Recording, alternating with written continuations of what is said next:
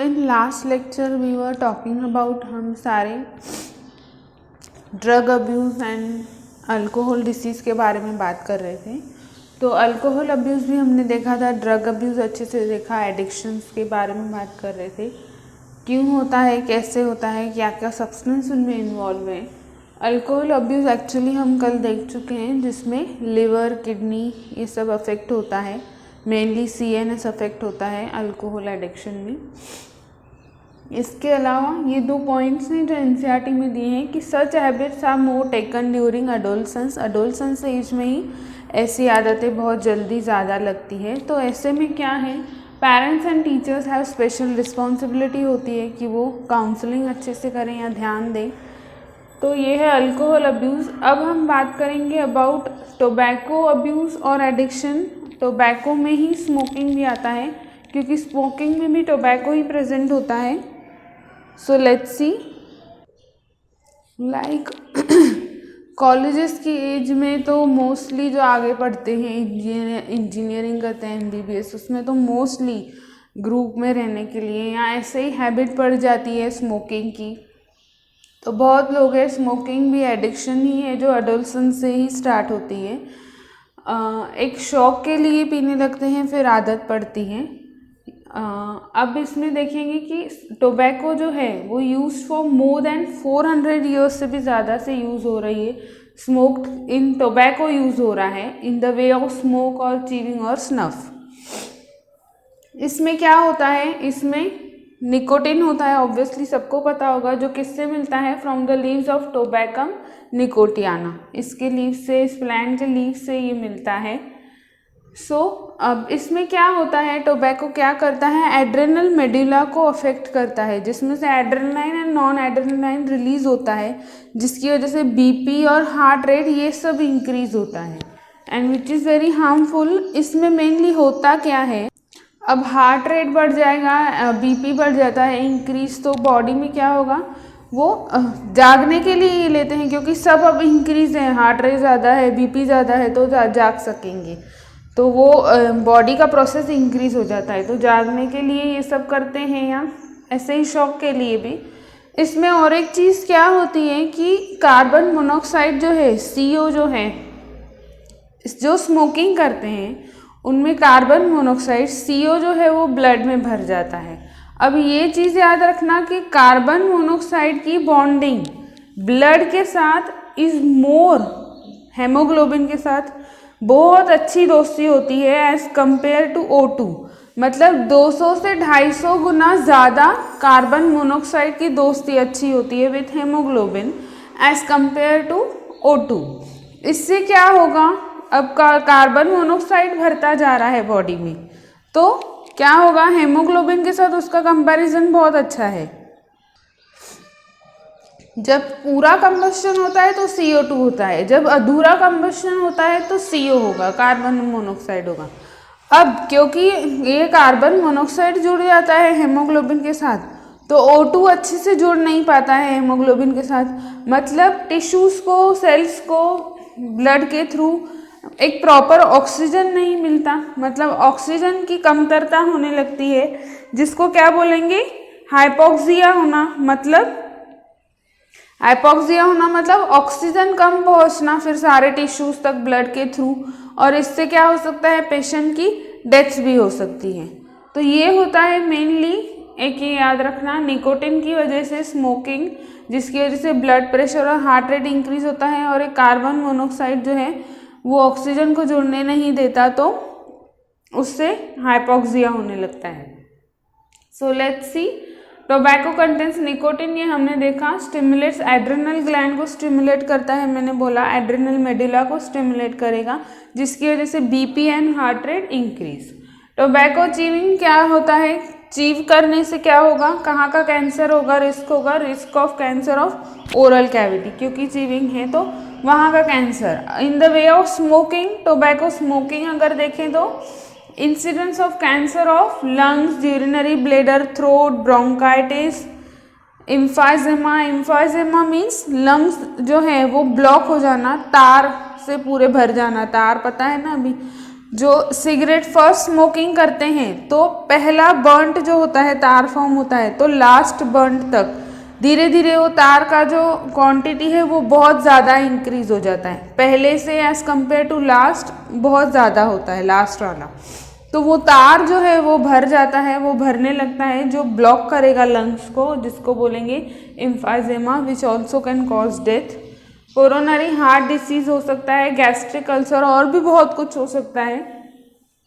Increase CO2 in blood, not CO2 only CO, increase CO in blood and reduce concentration of heme-bound oxygen causes oxygen deficiency in body, इससे oxygen की deficiency होती है। तार अब भर जाता है जो मैंने बोला, ब्रोंकाइटिस और एम्फाइजेमा। और बेंजोपायरिन क्या है, ये भी एक कार्सिनोजन है। कार्सिनोजन मीन्स वो सब्सटेंस जो कैंसर कॉज करता है। सो बेंजोपायरिन एक सब्सटेंस इसमें प्रेजेंट होता है जो कैंसर कॉज कर सकता है, और तार भर जाता है ब्रोंकाइटिस और जिससे ब्रोंकाइटिस और एम्फाइजेमा में डिसीज हो सकता है। इसके अलावा any addict requires counselling and medical help for rid of it, उसके रिड के लिए तो काउंसलिंग और medical help is very important. Parents also involve and teachers भी हैं, रिस्पॉन्सिबिलिटी सबकी होती है। So this is smoking, tobacco abuse and addiction. You note this down, then we'll see further. So effect of drug and alcohol abuse and addiction and dependence. क्या क्या effects होते हैं, addiction और डिपेंडेंस क्या है। डिपेंडेंस मतलब क्या, tolerance of body कितना टॉलरेट करती है। टॉलरेंस मतलब टॉलरेंस की जो उनकी कैपेसिटी टॉलरेट करने की होती है, टॉलरेट करने की वो बढ़ जाती है। टॉलरेंस कैसे बढ़ जाता है, और विड्रॉल करने पर क्या क्या सिम्टम्स आते हैं उनसे। तो effect of drugs and alcohol use, immediate adverse effect क्या होता है, रेकलेस बिहेवियर, वैंडलिज्म, वॉयलेंस, ये सब जब इमीडिएटली तब के तब इफेक्ट। अगर एक्सेसिव डोज लेते हैं तो क्या होता है, कोमा में जा सकते हैं, डेथ हो सकती है। क्यों, क्योंकि इसमें हार्ट और रेस्पिरेटरी सिस्टम जो है, रेस्पिरेटरी फेलियर हो जाता है, हार्ट फेलियर, और सेरेब्रल, हमारा सेरेब्रम जो है वो हैमरेज हो जाता है, हैमरेज हो जाता है। इसके अलावा कॉम्बिनेशन ऑफ ड्रग्स और intake along with alcohol, drugs के अलग अलग कॉम्बिनेशंस लेना और ड्रग्स विथ अल्कोहल लेना रिजल्ट इन ओवरडोजिंग, इससे ओवरडोज हो सकता है और डेथ हो सकती है। Addiction and the dependence, physiological dependence की बात करें तो फिजियोलॉजिकल टॉलरेंसी कितनी हो जाती है उनकी। यूफोरिया, पहले तो फिजियोलॉजिकली यूफोरिया होता है, हमने देखा था कि एनर्जी एकदम इंक्रीज हो जाती है, तो क्या लगता है कि एक अलग ही फीलिंग आती है, सातवें आसमान पर है ऐसे। तो टेम्पररी फीलिंग ऑफ वेलबींग, उसमें बहुत अच्छी फीलिंग्स आती हैं। उसके अलावा फिजिकल एंड फिजियोलॉजिकल डिपेंडेंस में क्या होता है, with repeated use of drugs का रिपीटेड यूज क्या करेगा, टॉलरेंस लेवल बॉडी का जो है वो इंक्रीज कर देता है। Tolerance level of receptor of body increase कर देता है। रिसेप्टर रिस्पॉन्ड करता है फिर किसको, only high dose, greater intake को ही वो रिस्पॉन्ड करता है।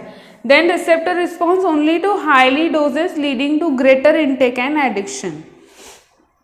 और अगर विड्रॉ किया, इनको सडनली विड्रॉ कर लिया तो एनेक्सिटी, शेकीनेस, नोजिया, स्वेटिंग आने लगती है, रनिंग नोज, मसल में ट्रिमर्स, मसल में पेन होने लगता है, वो सब बहुत सारे चीज़ें होने लगती हैं अगर हम विड्रॉ करें। इसीलिए बोलते हैं कि ग्रेजुअली विड्रॉल जो है वो प्रिफर किया जाता है, एकदम से विड्रॉ नहीं कर सकते। तो ये सारे addiction and dependence, effect of drug, alcohol, note this down, then will see further. Now, misuse of drugs by sports person to enhance performance, बहुत ऐसे सुना होगा आपने कि होता है ऐसे, और अगर पता चला तो उनको निकाल भी देते हैं शायद स्पोर्ट्स पर्सन्स को। तो नार्कोटिक, एनाल्जेसिक, एनाबॉलिक स्टेरॉइड्स, ड्यूरेटिक्स और हार्मोन्स लाइक एरिथ्रोपोएटिन, ये सब से increase muscle strength and promote aggressiveness, promote करता है, मसल और स्ट्रेंथ को इंक्रीज करते हैं। अब एनाबॉलिक स्टेरॉइड्स जो हैं इनके साइड इफ़ेक्ट्स क्या क्या होते हैं मेल्स में, फीमेल्स में। फीमेल्स में मस्कुलिनाइजेशन होता है, मतलब मेल्स जैसे फीचर्स आने लगते हैं, muscles and in body and all. Aggressiveness increase होती है, मूड स्विंग्स होते हैं, डिप्रेशन होता है, एबनॉर्मल मेंस्ट्रुअल साइकिल होती है फीमेल्स में। इसके अलावा excess hair growth on face and body होने लगती है, enlargement of clitoris and deepening of voice में डिफरेंस आ जाता है। तो ये सारे साइड इफ़ेक्ट्स हैं फीमेल्स में। इसके अलावा मेल्स में एक्ने, अगेन वही एग्रेसिवनेस, मूड स्विंग और डिप्रेशन। इसके बाद टेस्टिकल्स की साइज़ जो है वो रिड्यूस होने लगती है, डिक्रीज स्पर्म प्रोडक्शन डिक्रीज होने लगता है, गायनेकोमास्टिया मतलब ब्रेस्ट एनलार्जमेंट होने लगता है, प्री मैच्योर ब्लेडनेस होने लगती है, प्री मैच्योरली बाल ब्लेडनेस होने लगती है। इसके अलावा enlargement of prostate gland enlargement होता है, किडनी और लिवर में डिसफंक्शन होने के चांसेस होते हैं, वो फंक्शन उनमें काम करना बंद कर दे से हो सकता है। इसके अलावा इन दोनों में जो कॉमन है वो कौन से आएंगे, फिर अगेन वही mood swings, depression, increase aggressiveness दोनों में है। इसके अलावा several facial and body acne हो सकते हैं, तो ये कॉमन है। सो ये हैं एनाबॉलिक स्टेरॉइड्स के। ये सब एनसीईआरटी में छोटे छोटे पॉइंट्स दिए हैं, उसमें भी आप देख सकते हो, तो वहाँ भी पढ़ लेना अच्छे से, बहुत इंपॉर्टेंट है, हर एक सेंटेंस इंपॉर्टेंट है। सो ये मिसयूज़ है of drugs bye sports person, उसके कौन कौन से हैं ये भी याद रखने हैं। इसके अलावा एनाबॉलिक स्टेरॉइड्स से क्या क्या साइड इफ़ेक्ट्स हैं ये भी याद रखने हैं। Note this down. So mental health and disease. अब मेंटल हेल्थ एंड डिसीज़ वो डिसीज़ हैं जो किसी भी बायोलॉजिकल, साइकोलॉजिकल या सोशल फैक्टर्स की वजह से हो सकते हैं। दो टाइप के इसमें होते हैं, एक तो वो होगा जिसमें पेशेंट को समझता है, पता चलता है और वो हेल्प के लिए रेडी होता है। दूसरा ये होगा कि पेशेंट को समझता भी नहीं है और वो हेल्प लेने के लिए भी तैयार नहीं है। तो ऐसे टाइप के दो डिसीज़ आएंगे मेंटल हेल्थ एंड डिसीज़ में। टू टाइप्स हैं, एक है न्यूरोसिस और एक को बोलेंगे साइकोसिस, और ल्यूनेटिक भी बोलते हैं, इंसेन भी बोलते हैं, मैड भी बोलते हैं, क्योंकि इसमें कुछ समझ नहीं आता, जो वो हेल्प लेने के लिए भी रेडी नहीं है। पहले न्यूरोसिस मतलब वो जो ऑर्डिनरी इलनेस होगा, patient is aware and ready to seek help, patient aware होता है और हेल्प लेने के लिए भी रेडी होता है। जैसे अभी किसी को पानी से डर लगता है, वाटर का फोबिया है, पानी का, उसको क्या बोलते हैं, हाइड्रोफोबिया बोलते हैं। तो हाइड्रोफोबिया है, अब वो पेशेंट को पता है कि नहीं कि मुझे पानी से डर लगता है, पता है, तो वो उसके लिए हेल्प लेने के लिए भी रेडी है, उस टाइप का। तो एनेक्सिटी आएगी इसमें, फीवर आएगा, फीवर भी होता है, तो कोई फोबिया भी हो, बहुत सारे एक्सेट्रा ऐसे डिसीजेज हैं जिसमें अवेयर होता है पेशेंट और हेल्प लेने के लिए रेडी होता है। दूसरा है साइकोसिस, इसमें क्या होता है, पेशेंट जो है वो सीवियर होता है बट उसको समझ में नहीं आता, वो अवेयर भी नहीं होता है और हेल्प लेने के लिए भी देयरफॉर वो रेडी नहीं होता। Patient not aware and not ready to seek help. इसमें जो है ये चारों बहुत इंपॉर्टेंट हैं डिसीजेस, याद रखना, वेरी वेरी वेरी इंपॉर्टेंट हैं। अल्जाइमर्स डिसीज़ है जिसमें मेमोरी लॉस हो जाती है। अब मेमोरी लॉस होगी तो उसको पता ही नहीं चलेगा कि मेरी मेमोरी लॉस हुई है, उसको कैसे पता चलेगा, और वो फिर हेल्प लेने के लिए भी रेडी नहीं होता।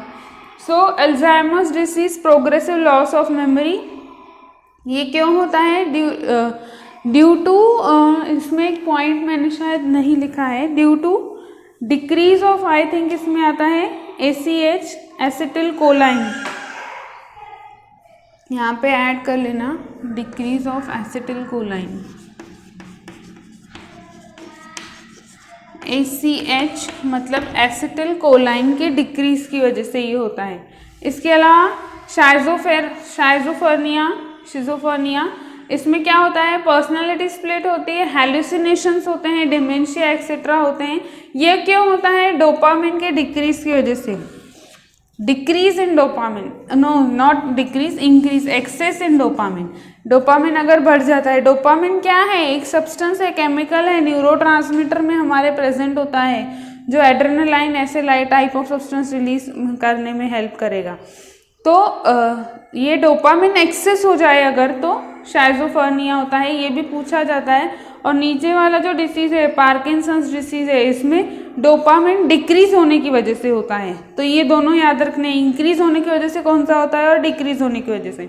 जब डिक्रीज होता है तो पार्किंसंस डिसीज मतलब लॉस ऑफ कंट्रोल हो जाता है, क्योंकि न्यूरोट्रांसमीटर से रिलेटेड है, तो पूरे मोटर एक्टिविटीज़ पे कंट्रोल चला जाता है। लिम्स के, फेस के मोटर एक्टिविटीज़, फेस स्टक हो जाता है, तो ये सब होता है। एक है एपिलेप्सी, इसमें recurrence business, disturbance of electrical activity of brain में कुछ डिस्टर्बेंस हो जाता है, तो ये डिसीज होता है। ये चारों याद रखना है, बहुत इंपॉर्टेंट है ये। सो ये है मेंटल हेल्थ एंड डिसीज, जिसमें न्यूरोसिस है एंड साइकोसिस है। लास्ट एक पॉइंट हमारा इस चैप्टर में बचा है, जो वर्म्स के डिसीज हैं ओनली, वो हम नेक्स्ट लेक्चर में कंटिन्यू करेंगे। छोटा सा ही टॉपिक है, then we will end our this, इस चैप्टर को हम खत्म करेंगे। Note this down.